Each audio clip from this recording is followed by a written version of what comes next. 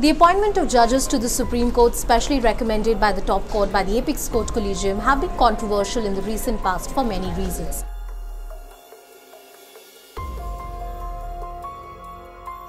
One of the biggest standoff and the points of conflict that we have seen is when the executive and the Supreme Court Collegium is at loggerheads. But this time the controversy is about the dissent within the judiciary.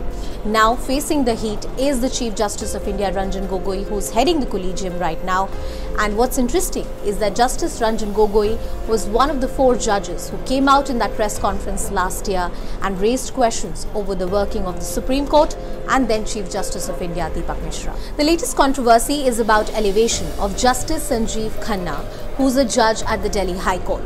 One of the retired judges of the Delhi High Court has written a letter to the President saying that this elevation is not good, it is bad. And the reason he's saying that is because he's saying there are 32 senior judges whose merit, whose capability should have been looked into by the Supreme Court. Now what's interesting here is that when the Supreme Court makes appointment, that Collegium makes appointment, merit and seniority are 2 important points which are considered by the Supreme Court Collegium and also by the government when they seal the deal, when they give the final nod to this judicial appointment. So what is new about this entire controversy? Justice K.M. Joseph, when he had to be brought to the Supreme Court, we remember even that time the government wasn't really happy with the elevation of Justice K.M. Joseph and his name was stuck in the file for a very long time.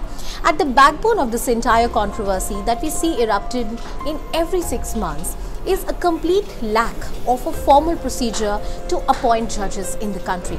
A collegium is a closed-door, opaque procedure which has been criticized by the judgments of Supreme Court itself. The Supreme Court judges like Justice Chelameshwar in the NJAC case has gone on to say that the system badly needs reform. At the same time, the NJAC judgment, a 5-judge constitution judgment, said that we need a memorandum of procedure, an open procedure to appoint judges, open to scrutiny, open to debate, and where everybody can see why and how has somebody been promoted or appointed. What is unfortunate is that because of a clash between the government and the Supreme Court Collegium, many years have passed, but the MOP, the Memorandum of Procedure, has not been formalized.